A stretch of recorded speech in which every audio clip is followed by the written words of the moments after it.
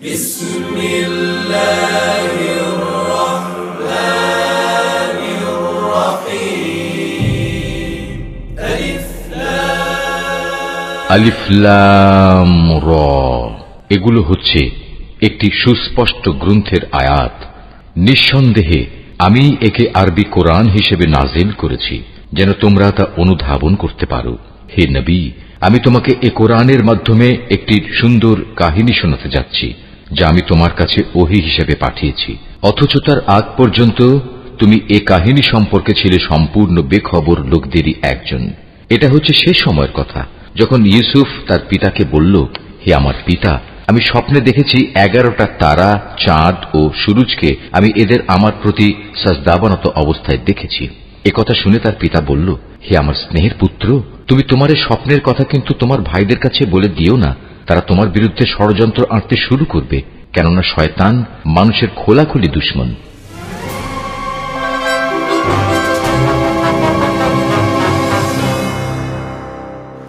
খ্রিস্টপূর্ব 1160 অব্দে ব্যাবেল নামক দেশের দক্ষিণে ফাদ্দান আরাম নামক এক শহর ছিল।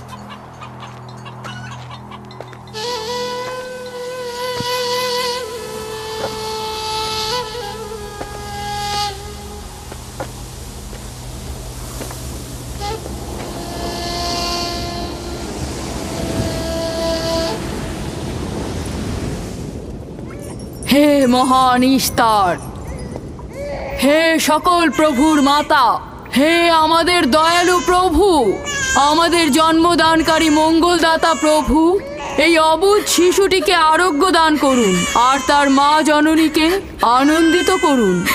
এই অবুঝ শিশুর মাতা প্রতিজ্ঞা করেছে প্রভু, তোমার দরবারে সে মূল্যবান হাদিয়া প্রদান করবে।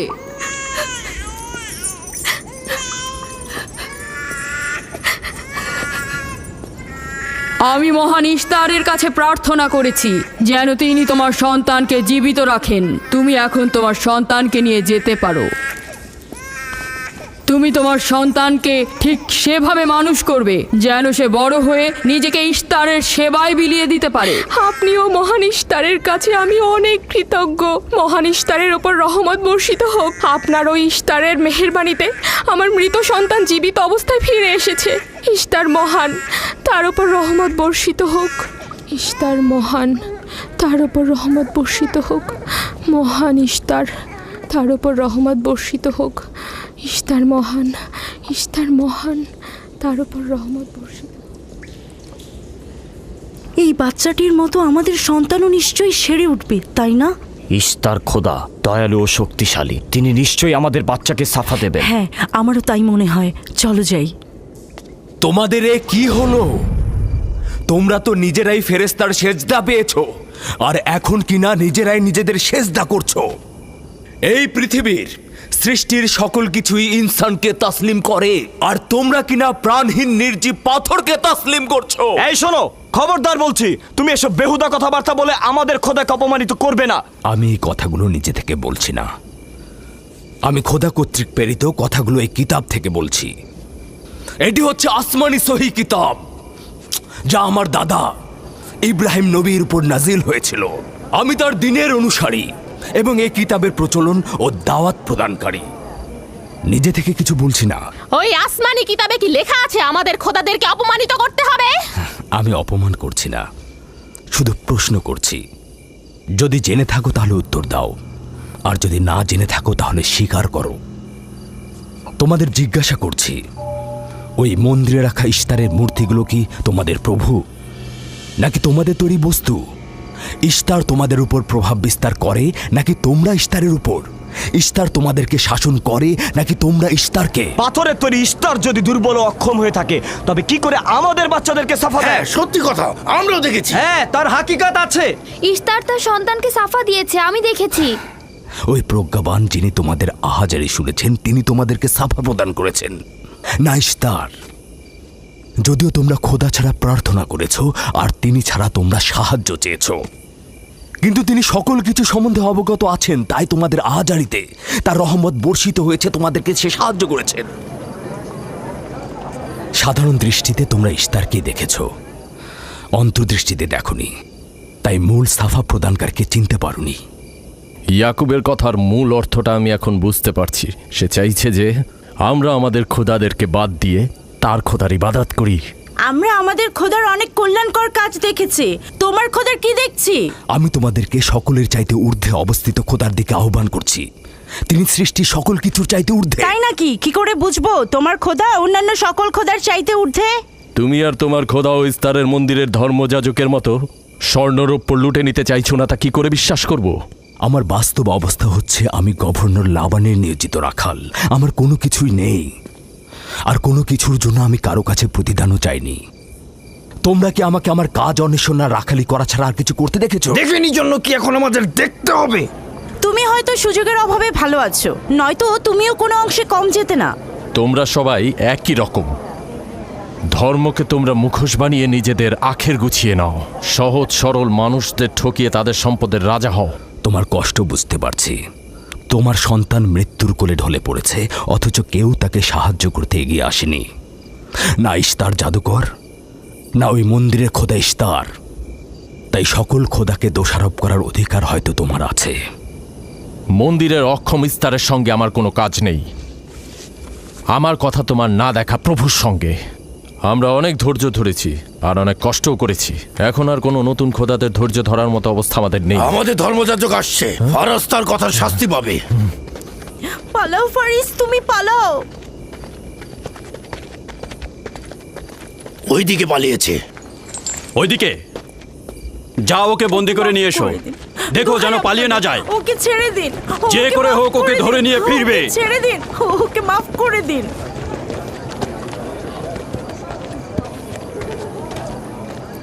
যদি শুধুমাত্র গভর্নরের জামাতা না হতে, তাহলে আমি জানি তোমাকে কিভাবে শায়েস্তা করতে হয়।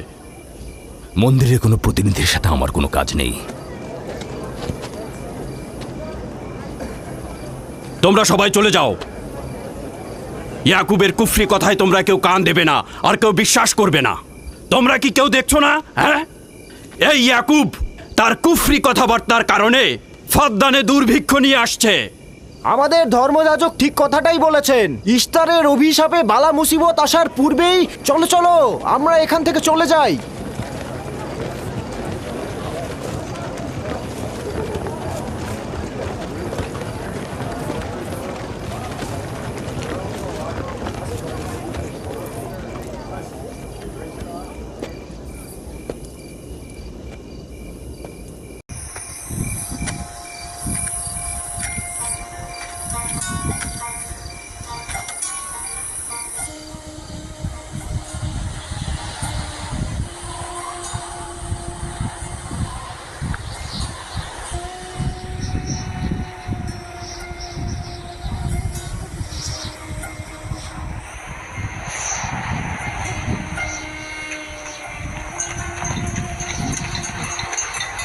যদি খুব শীঘ্রই বৃষ্টিপাত না হয়, তাহলে ফাদ্দানবাসীর সকল ফসল নষ্ট হয়ে যাবে।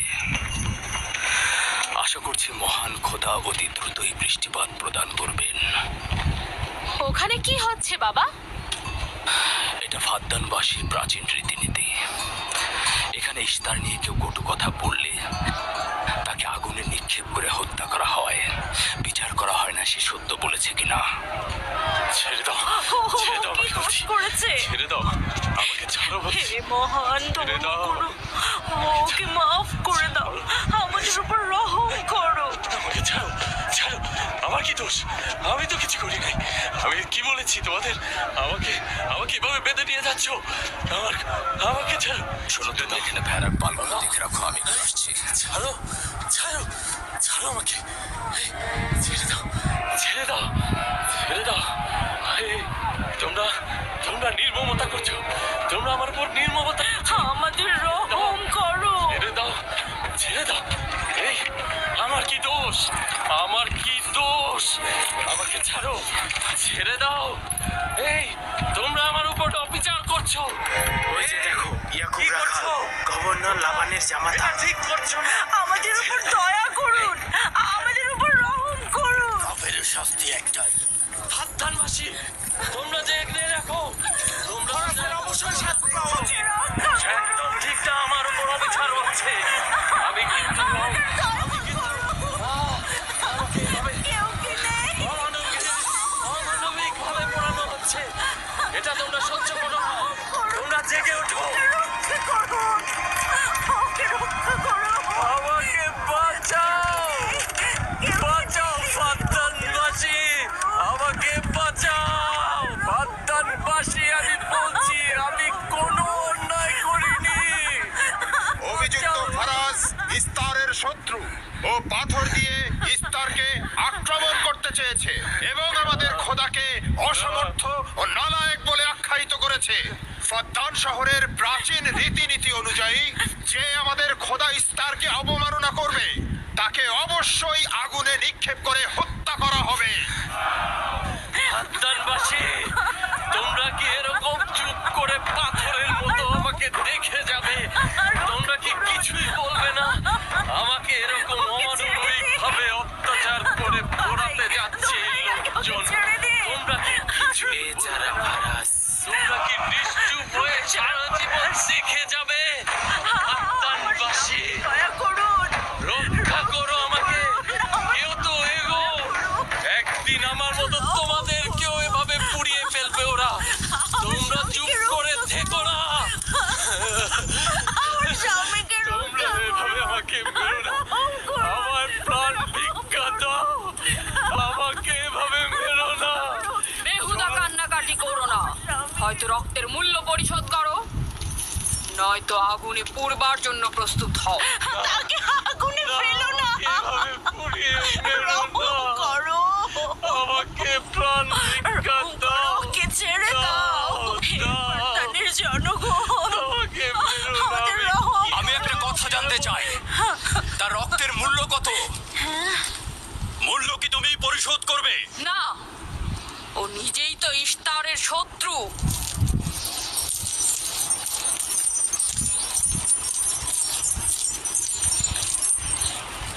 তুমি নিজেই তো ইস্তারের শত্রু। প্রথমে তোমার নিজের রক্তের মূল্য পরিশোধ করো। তাহলে আমাকে বন্দি করছো না কেন? বন্দি করো। অগ্নিপিণ্ডের মধ্যে নিক্ষিপ্ত হওয়া তো আমাদের বংশের প্রাচীন ঐতিহ্য। আমার দাদা ইব্রাহিম, উনিও তো একবার নমরুদের আদেশে অগ্নিপিণ্ডের মধ্যে নিক্ষিপ্ত হয়েছিলেন। এখন পর্যন্ত তুমি যে গ্রেপ্তার হওনি তার কারণ তুমি হচ্ছ গভর্নরের ভাগিনা। তার অর্থ দাঁড়াচ্ছে এই যে আমার মামা গভর্নর লাবান ইস্তারের খোদাকে অবমাননা করতে পারে কোনো শাস্তি ছাড়াই। ওকে গ্রেপ্তার করো আর ওর দাদার মতো ওকেও আগুনে নিক্ষেপ করো।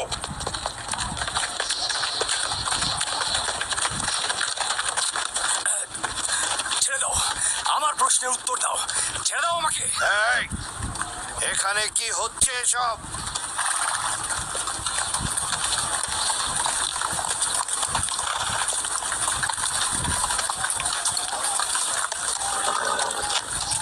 ওকে ছেড়ে দাও আর অভিযুক্তকারীকেও মুক্ত করো। ফারাসের অবশ্যই শাস্তি পাওয়া উচিত। যখন ইয়াকুব জীবনের মূল্য পরিশোধ করতে চায় তখন তোমাদের কোনো অধিকার নেই ওকে শাস্তি দেবার।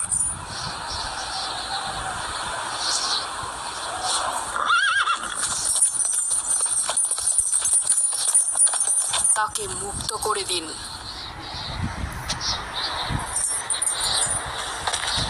ইয়াকুব, তুমি অবশ্যই ফারাসের জীবনের মূল্য স্বরূপ 500 দিনার পরিশোধ করবে। হ্যাঁ, কোনো সমস্যা নেই, আমি এই অর্থ পরিশোধ করব।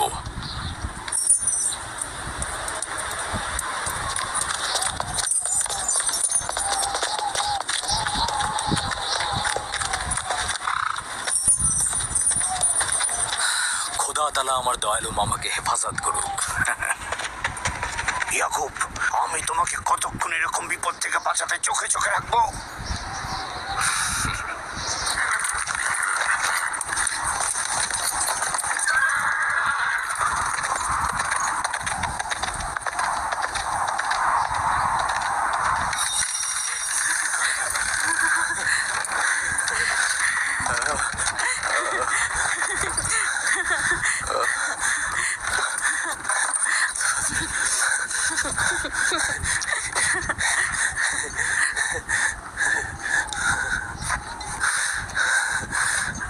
আপনি মহান, আমরা কৃতজ্ঞ, আমরা অনেক কৃতজ্ঞ আপনার কাছে। আমার জীবনের মূল্য স্বরূপ যে অর্থ আপনি প্রদান করবেন তার বিনিময়ে সারা জীবন আমি আপনার কৃতদাস হয়ে থাকবো। আপনি মহান, আপনি মহান। আপনি ফারাজকে মৃত্যুর হাত থেকে বাঁচিয়েছেন, আপনি আমাদের নতুন জীবন দিয়েছেন। হয়েছে হয়েছে, এবার এসো এসো।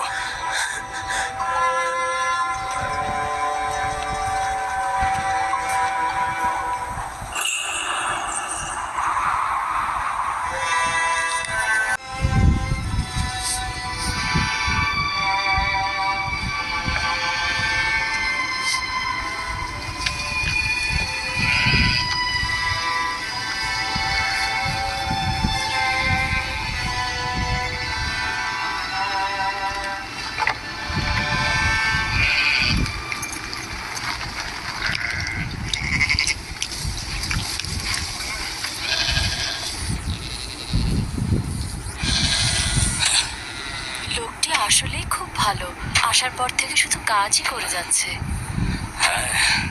বছরের পর বছর ইস্তার, ফাদ্দার ও ব্যাবলের লোকজনকে অন্যায়ভাবে কোরবানি দিয়ে আসছে। আজ তোমার পিতার জন্য আমিও ফারাজ বেঁচে গেছি। আপনি ওর জীবন বাঁচিয়েছেন বলেই ও ইস্তার পূজা ছেড়ে এক খোদার ইবাদতে মশগুল হয়েছে। হ্যাঁ, তা হয়েছে রাহেলা। আসলে যখন সে মৃত্যুর হাত থেকে রক্ষা পেয়েছে তখনই এক কথায় বিশ্বাস এনেছে। আমাদের মুসাফির কখন পৌঁছবে? খুব শীঘ্রই হে খোদার নবী, বেশি দিন বাকি নেই। বছরের পর বছর তোমার সন্তানের প্রতীক্ষায় রয়েছে। যদি খোদা চায় তো খুব শীঘ্রই এই প্রতীক্ষার অবসান ঘটবে।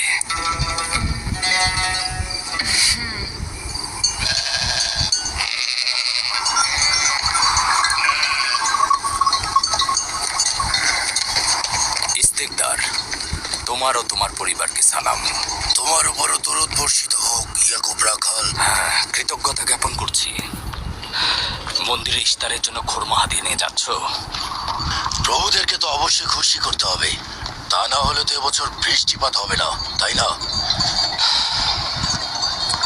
আমার কিন্তু মনে হয় মন্দিরের ইস্তারের চাইতে তোমাদের বেশি দরকার ওই খোরমা। তোমার কাজ হচ্ছে আমাদের খোদাকে অপমানিত করে আমাদেরকে রাগান্বিত করা, তাই তো? তোমরা কি নিশ্চিত যে ইস্তারের মন্দিরের ওই পাথরের মূর্তিগুলো সত্যিকার অর্থে বৃষ্টি বর্ষিত করতে পারবে? তোমার এসব কুফরি কথাবার্তার কারণেই আমাদের মন্দিরের খোদা নাখোশ হয়েছে, আর এই কারণেই ফাদ্দানের আকাশে আজ মেঘ নেই। এই ইয়াকুব, ইস্তারের অবমাননা থেকে তুমি নিজেকে রক্ষা করো। চলে এসো, চলে এসো।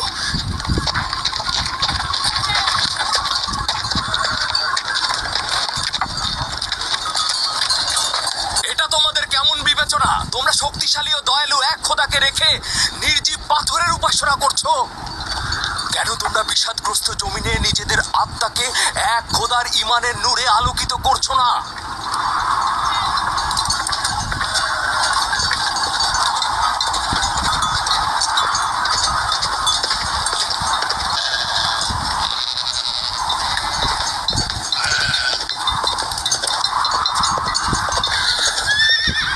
হে মহান ইস্তার ইলাহি, তোমার ফলপ্রসূ এই মন্দিরখানা তোমার শত্রুদের রক্ত দ্বারা পবিত্র করব।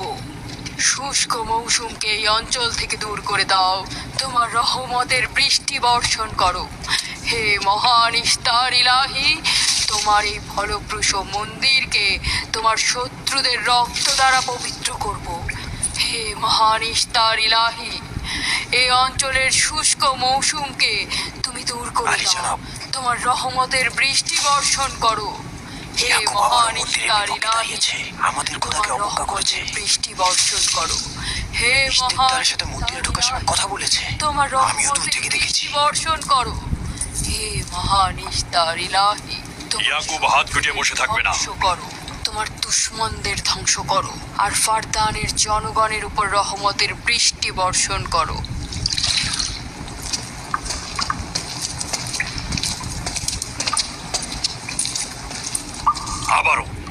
আবারও শুরু করেছে। আশা করছি ওর উপর এবার খোদার লানত বর্ষিত হবে। এখন আমাদের কি করা উচিত? লাবানকে এখানে ডাকো, তার সাথেই সমাধান করব। যত তাড়াতাড়ি সম্ভব লাবানকে আমন্ত্রণ করো।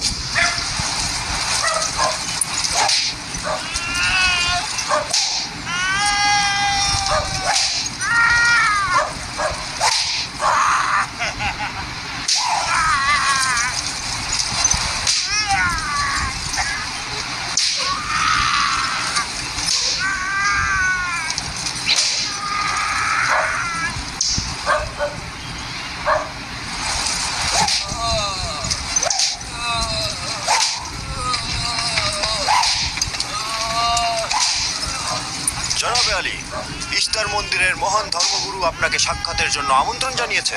গুরুত্বপূর্ণ কিছু? হ্যাঁ জনাবে আলী। এই, এবার বন্ধ করো।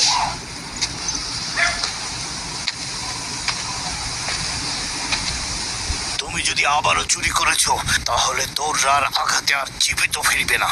আমি কথা দিচ্ছি এমন ভুল আর কখনো হবে না। ছেড়ে দাও একে। এসো।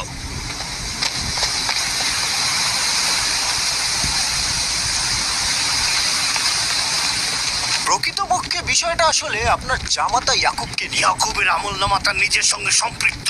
আমি উত্তরদাতা নই। ঠিক আছে, কিন্তু ইয়াকুব তো ইস্তারকে অবজ্ঞা করে। এটা ধর্মগুরুদের কর্তব্য তার প্রশ্নের উত্তর দেওয়া। আর যদি উত্তর দিতে সক্ষম না হও তাহলে কেন আমার শরণাপন্ন হও?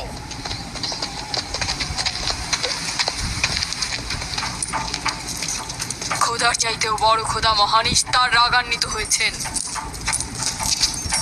আমি দুর্ভিক্ষ দেখতে পাচ্ছি, যা ফারদানের জনগণের জন্য শুষ্ক মৌসুম আর মৃত্যুর কারণ হতে যাচ্ছে। জনাবে আলী, আপনি একটু অপেক্ষা করুন, আমি ধর্মগুরুকে খবর দিচ্ছি। মহান ইস্তারকে সে রাগান্বিত করেছে। এই অপমান ইস্তার সহ্য করতে পারছেন না। কেউ একজন ইস্তারকে খেপিয়ে তুলেছে। যে মহান খোদাকে অপমান করেছে সে দ্রুতই শাস্তি পাবে। মহান ইস্তার তার বলি যাচ্ছেন। লাবান, কেন তোমার ভাগিনে ইয়াকুবের কুফরি বন্ধ করছো না? তোমরা তো ব্যাবিলনের জনগণের ইমানের মালিক। তার প্রশ্নের জবাব দিয়ে দাও।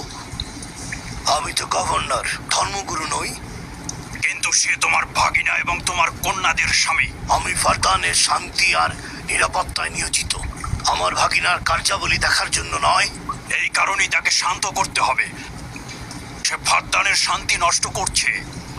ফারদানের শান্তি ফিরিয়ে আনতে হবে, তা না হলে অতি দ্রুত ফারদানের বুকে দুর্ভিক্ষ নেমে আসবে, আর এটার দায়ভার সম্পূর্ণ ইয়াকুবের। কি করে করি বলো? ইয়াকুব এখানে ভেড়া রক্ষণাবেক্ষণের প্রধান ব্যক্তি, অর্থনৈতিক চালিকা শক্তিও বটে। আর ও কিনা হয়ে গেল এখানকার বদখতের প্রধান কারণ।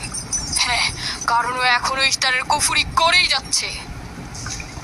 ইয়াকুব তো ব্যাবিলনের খোদাদের উপর ঈমান আনেনি, কিন্তু তারা তো কিছু বলেনি। ব্যাবিলনের খোদাদের প্রতি ঈমান না আনলেও তাদেরকে কখনো অবজ্ঞা করে কথা বলেনি। কিন্তু এখানে তো সে মহান ইস্তারকে অবমাননা করেই চলেছে। তুমি অবশ্যই তাকে শান্ত করবে। অবমাননা করে? অবশ্যই করে। তুমি কি কখনো ভেবে দেখেছো যে ব্যাবিলন রাজ্য কেন তোমাকে নিয়োজিত করেছে?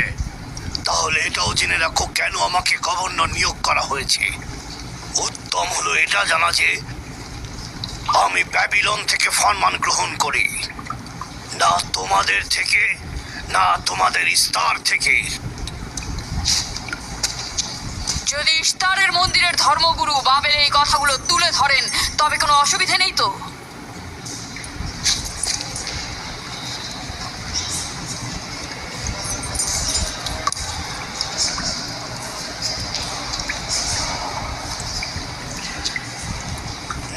আছে, আমি ইয়াকুবের সঙ্গে কথা বলছি। ইয়াকুবকে বলে দেবেন, আর কখনো যদি আমার পরিবারের সাথে ইস্তার নিয়ে কোনো কটু কথা বলে তাহলে তাকে আগুনে নিক্ষেপ করা হবে। কুকুরের ছানা তার বাবা মার কাছে খেউ খেউ শেখার আগে নেকড়ের কাছে ছিন্ন ভিন্ন হয়ে যায়। তোমার নিজের জবানের হেফাজত করো। এবারের মতো ক্ষমা করে দিচ্ছি, পরের বার কিন্তু করব না।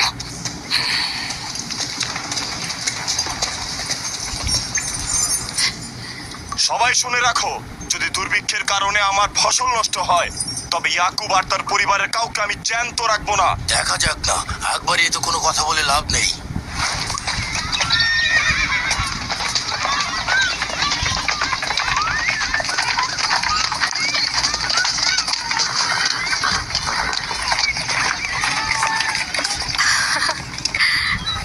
আব্বাজান এসেছেন।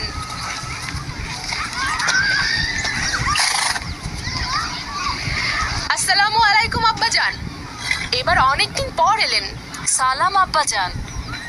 কি সৌভাগ্য আমাদের, ফাদ্দান আরামের মহৎ ব্যক্তি দেশের গভর্নর তাহলে সময় পেলেন মেয়েদের দেখতে আসার।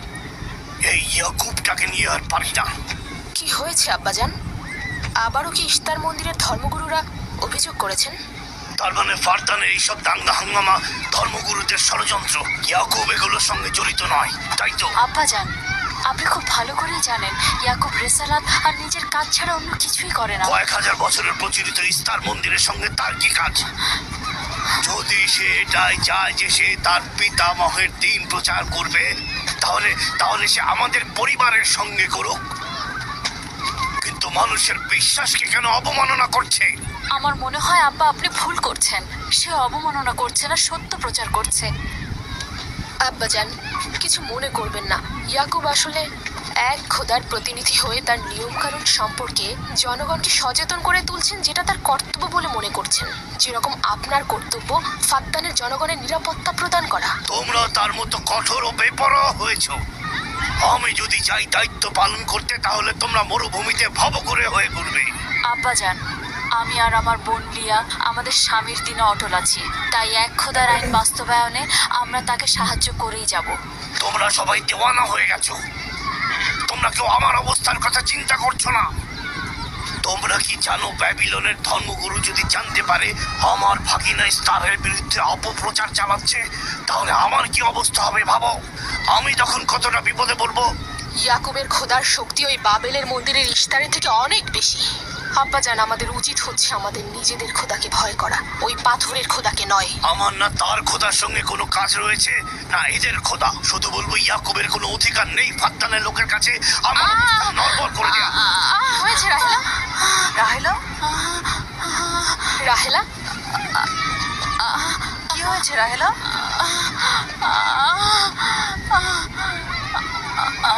রাহেলা, রাহেলা, কি হলো তোমার? এমন করছো কেন? আলহামদুলিল্লাহ, মনে হয় সময় হয়ে গেছে। যাও, ধাত্রীকে খবর পাঠাও। আচ্ছা আচ্ছা, যাও। চলো আমরা সবাই মিলে ওকে ঘরে নিয়ে যাই। হ্যাঁ চলো, চলো ঘরে নিয়ে যাও। আস্তে। পলাশ, বলুন জনাব। যাও তুমি মরুভূমিতে যাও, ইয়াকুবকে বলো এখনই যেন চলে আসে। খুবই দ্রুত যাও। জি আচ্ছা। আমার ঘোড়াটা নিয়ে যাও।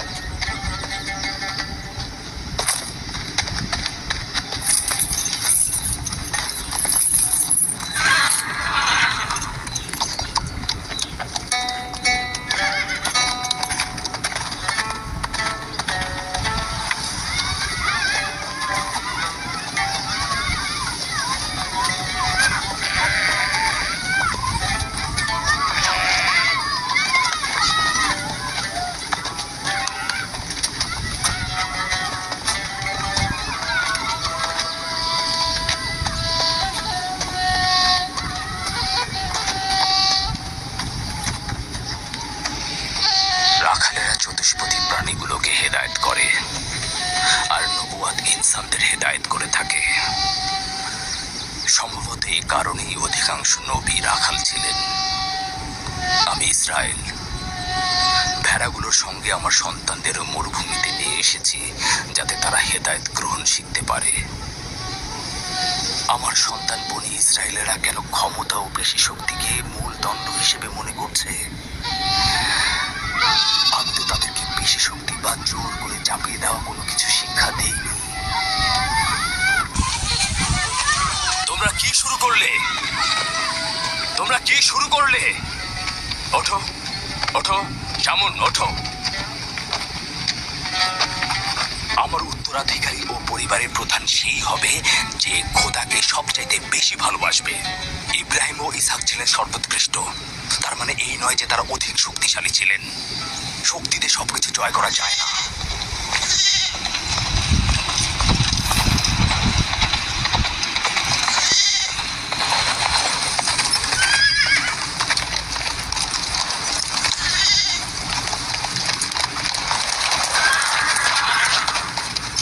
কি হয়েছে ফারাজ?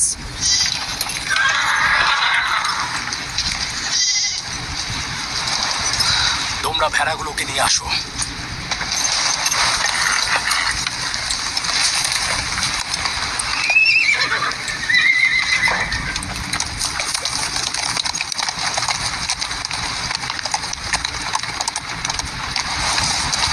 কিছু কি হয়েছে? আব্বাজান কোথায় গেলেন? কিছুই না, ভেড়াগুলোকে একত্রিত করো, আমরা ফিরে যাব।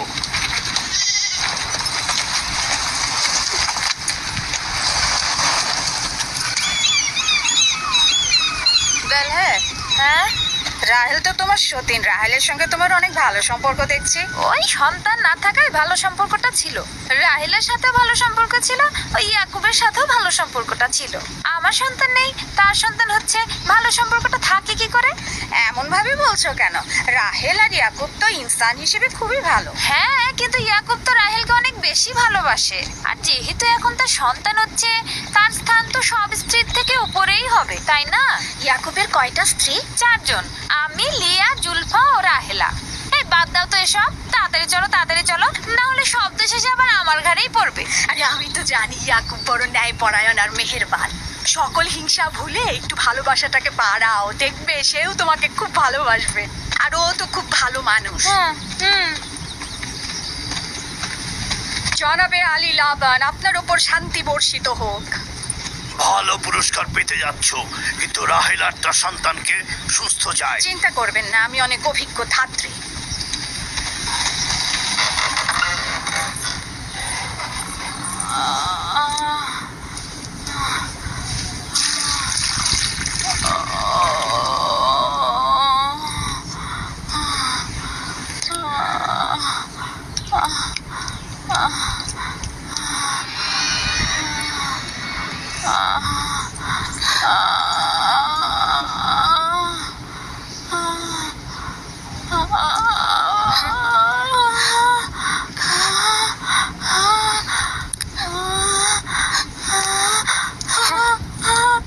চিন্তা করো না, সব ঠিক হয়ে যাবে। খোদা মহান।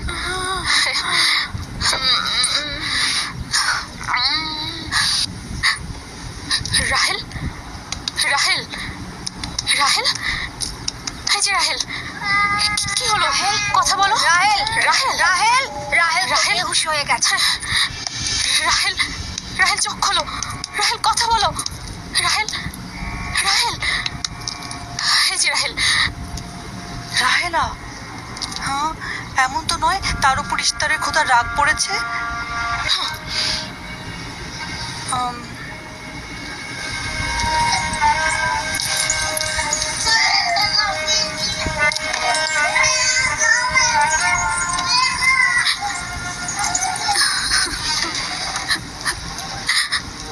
ওকে রাখো।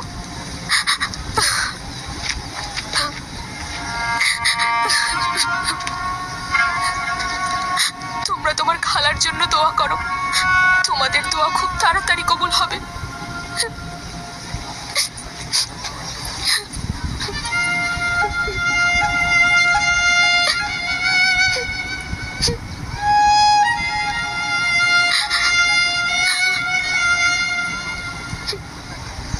তোমরা কাজ করছো না কেন?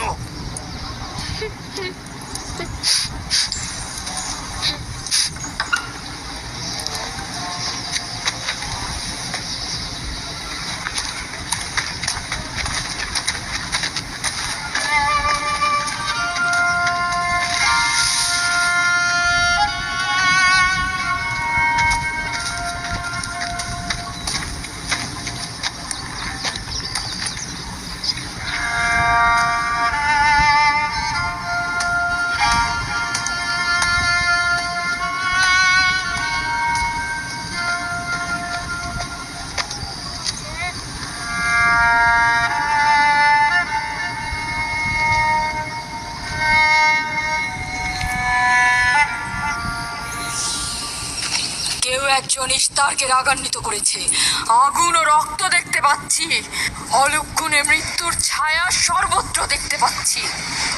আগুন প্রথমে কাফেরের পোশাকের নিম্নাংশ গ্রাস করবে।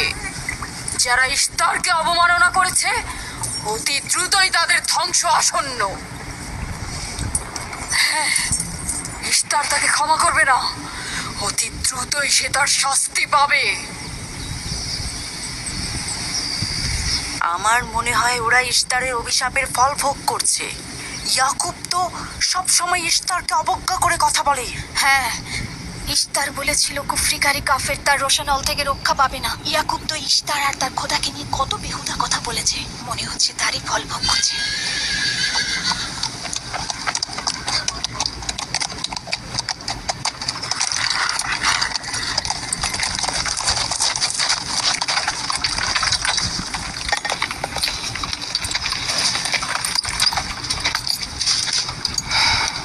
রাহেলের অবস্থা কেমন? আমি কিছু বলতে পারছি না।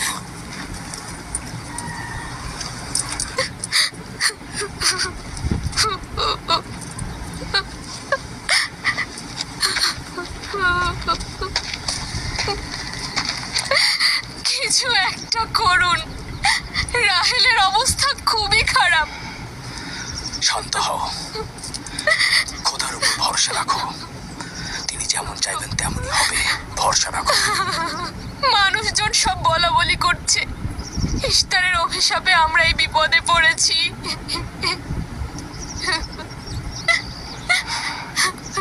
খুব ভালো।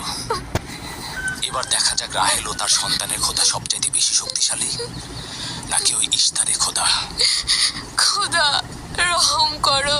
তোমরা রাহেলের দিকে লক্ষ্য রেখো, আমি একটু আসছি। কোথায় যাচ্ছেন? আমাদের এই অবস্থায় ফেলে যাবেন না। শান্ত থাকো, আমার একাকিত্বের প্রয়োজন। তুমি খোদার সঙ্গে যা করার করো, আমি হাত পা গুটিয়ে বসে থাকতে পারবো না। আমি অবশ্যই হেকিমি চিকিৎসার ব্যবস্থা করব। আমি চিকিৎসকের নিকটে যাচ্ছি, প্রকৃত চিকিৎসক।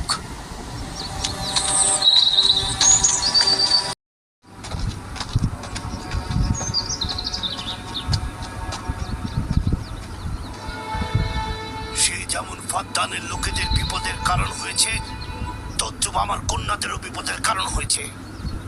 জানি না ওর সঙ্গে কি করব।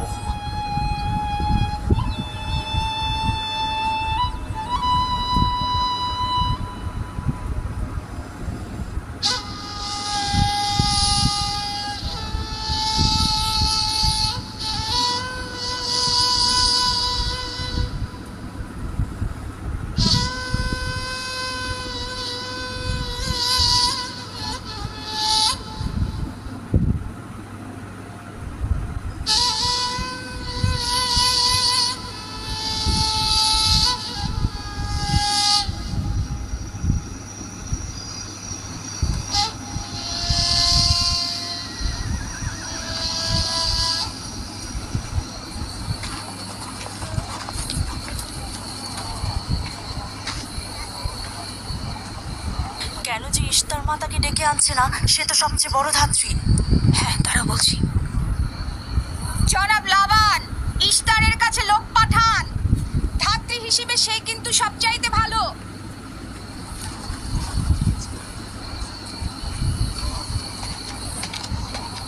যাও গিয়ে খোঁজ নাও ইস্তার আছে কিনা। যা চাই তাই দেবো। বলবে লাবান বলেছে যদি তার কন্যাকে নাজাত দাও, ইয়াকুবকে ফাদ্দান থেকে পার করে দেবো আর তার পাপ থেকে ইস্তার মন্দিরকে রক্ষা করবো। যাও।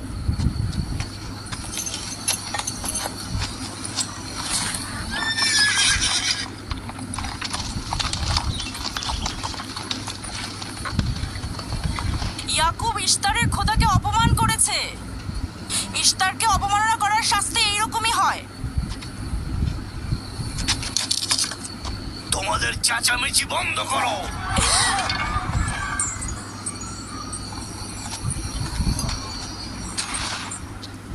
ইয়াকুবকে বলো কেন সে তার খোদার কাছে সাহায্য চাচ্ছে না? আমি যদি তার জায়গায় থাকতাম তবে অবশ্যই এ সময় আমার খোদাকে ভুলে যেতাম না। আমাকে পাঠিয়েছেন জনাব লাবান। তিনি কথা দিয়েছেন তার কন্যাকে যদি নাজাত দিতে পারেন ইয়াকুবকে ফাদ্দান থেকে বের করে দেওয়া হবে। আমার দৃষ্টিতে এটা সর্বোত্তম সময় ফাদ্দানবাসীকে মহান ইশতারের কুদরত সম্পর্কে জানিয়ে দেবার এবং তার শক্তিমত্তা সম্পর্কে বুঝিয়ে দেবার এটাই উৎকৃষ্ট সময়। যদি রাহেলাকে বাঁচাতে পারো তাহলে তোমাদের উপর ফাদ্দানবাসীর ঈমান বৃদ্ধি পাবে। এখানে স্বর্ণরৌপ্যের ভান্ডার হবে। রাহেলের মৃত্যুও একই পরিণাম নিয়ে আসবে। বাদ দাও, মরে যাক। খুব ভালো, যাও এই কথাই গিয়ে বলো। রাহেলের মৃত্যু ইশতারের অভিশাপের ফল। একক খোদার ইবাদত করা এবং ইশতারকে দেখেও না দেখার ভান করার এমনটাই ফল। যদি এমনটা হতো, রাহেল ও তার সন্তানের মৃত্যুর পর আকাশ থেকে বৃষ্টি বর্ষিত হচ্ছে।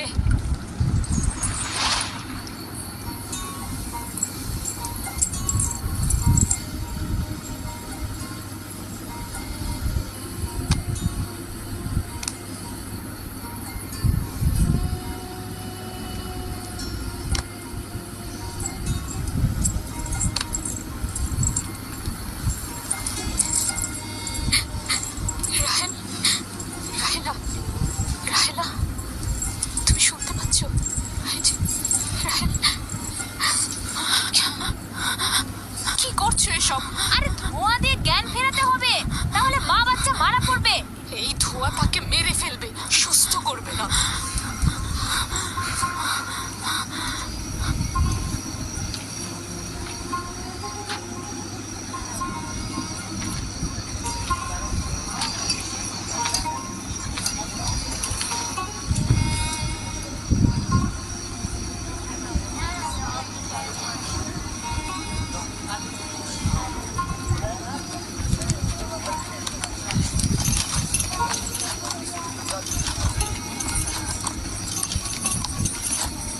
ইশতার মাতে আসছেন।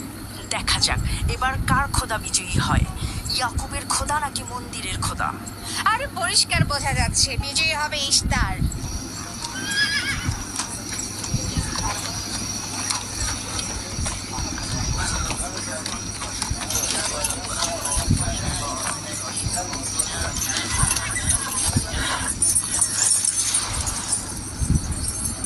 লাবান, আমার কথায় কষ্ট পেয়েছো তাই না? আর ইয়াকুব যে বলল তার খোদা সর্বশক্তিমান, অধিক দয়ালু, তবে তার খোদা কেন এসে তাকে সাহায্য করছে না? রাহেলের জীবন এখন তোমার হাতে, তুমি তাকে সাহায্য করো। আমি কখনোই ভাবিনি যে ইয়াকুব এত দ্রুতই মহান ইশতারের শরণাপন্ন হবে। কত অবাক করা বেহুদা ও কাল্পনিক মিথ্যার বাতিল চিন্তার মধ্যে মগ্ন আছো। এই বাতিল চিন্তার সত্যতা একটু পরেই তুমি উপলব্ধি করবে, যখন তোমার স্ত্রী সন্তান মৃত্যুর মুখে পতিত হবে। জীবন ও মৃত্যু সম্পূর্ণ খোদার হাতে, না ইশতারের পাথরের মূর্তির হাতে। আমি ইশতারকে এখানে আসতে বলেছি। রাহেলের অবস্থা খুবই খারাপ। রাহেলের নিজের খোদা ব্যতীত আর কারো খোদার প্রয়োজন নেই। তুমি বের হয়ে যাও, বের হও। ইয়াকুব, আমি এখানে দাঁড়িয়ে আছি। দাঁড়িয়ে আছো কেন? বের হয়ে যাও। তোমার স্ত্রী সন্তান ধ্বংস হবে। মহান ইশতারের ক্রোধে তোমাদের ধ্বংস অনিবার্য। আমার সহধর্মিনী তোমার দয়ায় আসেনি যে তোমার বদ দয়ায় ধ্বংস হয়ে যাবে। তুমি বের হয়ে যাও। ফাদ্দানের জনগণ, এই লোক নিজের জন্য কোনো রহম নিয়ে আসেনি এবং সে তোমাদেরও কোনো রহম দিতে পারবে না। সে তোমাদের জন্য যেমন দুর্ভিক্ষ নিয়ে আসছে, তেমনি তার স্ত্রী পুত্রের জন্য মৃত্যু ডেকে নিয়ে আসছে। অতি দ্রুতই তোমরা ইশতারের কুদরত দেখতে পাবে।